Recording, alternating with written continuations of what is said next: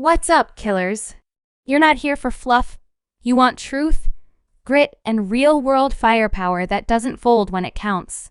Today, we're putting 5 overrated hunting calibers straight on blast. These are the rounds that jam, drop energy too fast, or just flat-out lie about their power. This is for the hunters who demand performance, not polished marketing. So rack it back and get ready, we're naming names.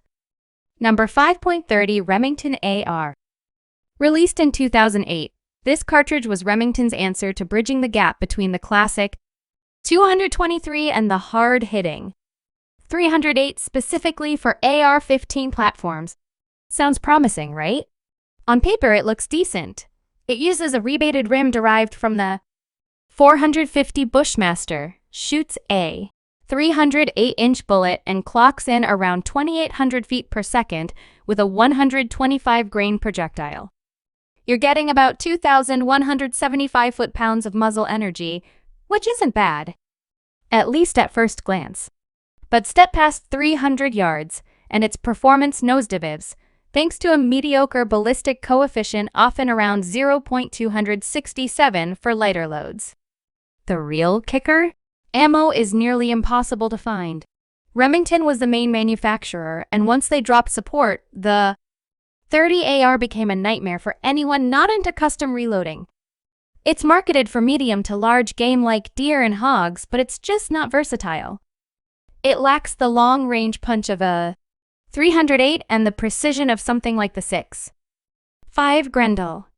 Factor in that factory ammo runs around $30 to $40 per box if you can even find it, and it just doesn't make sense. Number 4.270 Winchester Short Magnum. We've got the 270 Winchester Short Magnum, better known as the 270 WSM.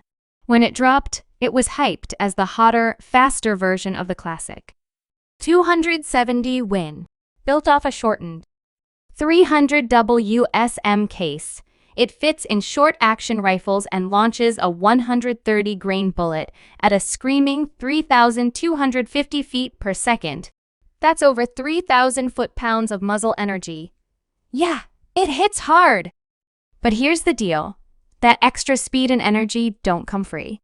The recoil is noticeably sharper than its older sibling, making it less comfortable for newer hunters. And while the 270 WSM performs well out to 400 yards in open country, its 110 twist rate limits bullet weights to about 150 grains. That's a problem if you're chasing elk or other heavy game.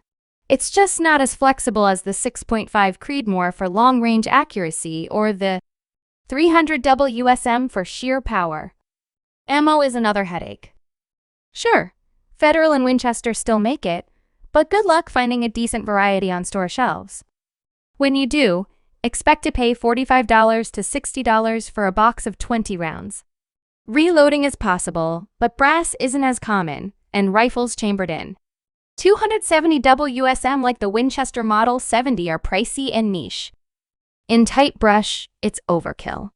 In wide open country, there are better long-range options. Number 3.250 Savage. The 250 Savage, also known as the 253,000 Savage, is a classic American hunting round that's been earning respect in the field for over a century. Originally developed in 1915 by Charles Newton for the Savage Model 99 rifle, this cartridge was a game-changer. It was the first commercial round to break the 3,000 feet per second mark with an 87-grain bullet. And even now, it hasn't lost its edge. Hunters love the 250 Savage for its flat trajectory, low recoil, and impressive accuracy, especially on medium game like deer, antelope, and coyotes. It's a favorite among younger hunters and anyone looking for a reliable cartridge that won't punish your shoulder after a long day in the field. Ballistically, it performs well out to 300 yards with minimal drop and just enough punch to get the job done cleanly. It's a balanced round, not too heavy, not too light, and it feeds smoothly in bolt-action rifles and older lever guns. A box of 250 Savage ammo typically runs between $40 to $55. depending on brand and bullet weight, with options from Winchester, Remington, and Hornady still keeping this legend alive. So if you're looking for a dependable, time-tested caliber that offers both precision and nostalgia, the 250 Savage delivers quietly, consistently, and effectively. It might not be the flashiest round in your safe, but when the shot matters, it's the one that won't let you down. Number 2. 6M Remington. Sliding into the number 2 spot is the 6M Remington. This round launched in 1963 to compete with the then new 243 Winchester. It's based on the 244 Remington case and shoots a 243-inch bullet, typically between 80 to 100 grains. Muzzle velocity hovers around 3,100 to 3,200 feet per second, delivering up to 2,000 foot-pounds of energy. On paper, that's solid. Flat shooting, low recoil, and suitable for varmints or medium-sized game like deer and pronghorn. But here's the catch. It never caught on. And these days, it's almost extinct. Ammo is incredibly limited, and rifles chambered in 6M Rem are few and far between, mainly old Remington 700S. When you do find ammo, expect to shell out $40 to $55 for a box of 20. That's assuming your local shop even stocks it. Reloading is possible and maybe even necessary if you want to keep shooting. But why bother? The 243 Winchester does the exact same job, and better thanks to way more factory options, cheaper components, and broader rifle compatibility. The 6M Rem does have a slight ballistic edge over the 243 at longer ranges, but we're talking negligible field difference. And the 6.5 Creedmoor completely outclasses both when it comes to long-range precision and versatility. Number 1.300 Savage. Taking the crown at number 1 is the 300 Savage. This cartridge goes all the way back to 1920 and was designed for the Savage Model 99 lever-action rifle.